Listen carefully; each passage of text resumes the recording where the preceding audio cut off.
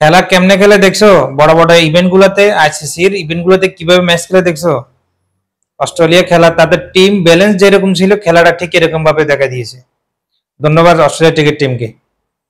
Team England 351 run দেওয়ার পর Australia কি সুন্দরভাবে তাদের ব্যাটসম্যান শুরু থেকে শেষ পর্যন্ত একটা ব্যালেন্স রেখে খেলা খেলছে। খেলাটা এরকম দেখতেও ভালো লাগে। খেলার মধ্যে হার জিত থাকবে, কেউ কম করবে কেউ বেশি করবে রান, কিন্তু যে একটা ব্যালেন্স থাকে, মানুষ হারার মধ্যে যে একটা লড়াই থাকে, তখন তো খেলাটা একটা সৌন্দর্য পরিপূর্ণ ফুটে ওঠে।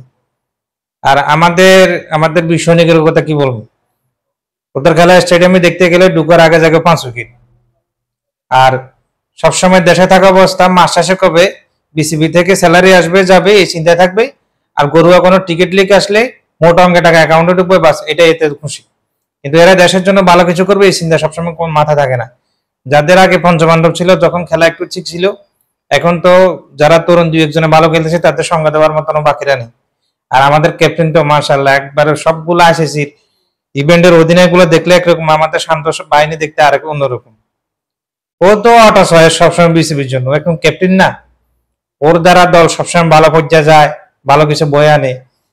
ওর উপরে সবসময় ক্যাপ্টেন দিতে হইব, আমাদের এরকম একটা ভরসা। ভালো হইতো। টি স্পোর্টে কিছুদিন আগে একটা ইয়া দিছিল না, পোস্ট দিয়েছিল আইসিসির চ্যাম্পিয়ন ট্রফি খেলা যাওয়ার আগে একটা ফটো সেশন হয়েছে যে 16 কোটির কাঁধে বাংলাদেশ টিমের ভরসা। তো অনেকে সেখানে স্ক্রিনশট নিয়ে বলতেছে ভাই আমাকে একজন হিসেবে 16 কোটি থেকে আমি একজন, আমাকে বাদ দেন। আরেকজন বলতেছে ভাই আমাকে বাদ দেন। আমাদের অবস্থা হচ্ছে এরকম। আমরা যে কোনো ম্যাচ একটা হারলে সবসময় বলি যে আমাদের এখানে এখানে ভুল হচ্ছে, আমরা ভুল থেকে শিক্ষা নিয়ে ভালো কিছু করবো। বাংলাদেশের সবসময় এই কথাটা শোনার পরে ওই বাংলাদেশ টেলিভিশনে একটা বিজ্ঞাপন দিত যে বাচ্চার মা ওই খানা বানানোর সময় বাচ্চা স্কুল থেকে আসছে, স্কুল থেকে আসার পরে বাচ্চা বলতেছে যে মা আমি স্কুলে 100তে 100 পেয়েছি। তো মা বললো আরো বেশি পেতে হবে। তখন ছেলে চিন্তা পড়ে গেল 100তে 100 পেলে এর উপরে কি আছে। এই দ্বারা এই দ্বারা বুঝাতে চাইছিলাম আমরা সবসময় অন্যান্য team India, team England, Australia ভালো ভালো টিমগুলো যেভাবে খেলে, তারা ভুল থেকে শিক্ষা তো দূর, শিক্ষা কি ওরা শিক্ষা থেকে আরো ভালো কিছু করে চিন্তা করে। আর আমরা তো সবসময় সারা জীবন ভুল থেকে শিক্ষা নিই, আর শিক্ষা থেকে কি নিব? আমাদের এই চিন্তা আছে কবে ভালো ভালো স্যালারি ঢুকবে, আমরা কবে ঘুরতে যাব, খেলার মাঝখানে 2 দিন ছুটি পাইলে একদিনে খানা দানা জাগে, আর একদিন ব্যাট বল একটু নেটে নিজের একটু জ্বালায়, বড় বড় ছক্কা মারে। ও মাঠে আইলে জিরো টাইম একটা নাই, ও 35 রান 40 রানে উইকেট পড়ে যায়, হলো অবস্থা।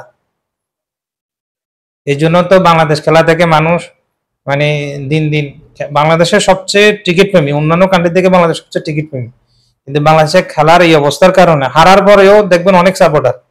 এটাই আমাদের খুব ভালো ভালো, হারার পরে অনেক সাপোর্টার আছে, কিন্তু টিকিট প্রেমীদের দুঃখ কষ্ট করলে বাংলাদেশ টিকিট এগুলো বুঝে না, তাদের আবেগ নিয়ে খেলা করে।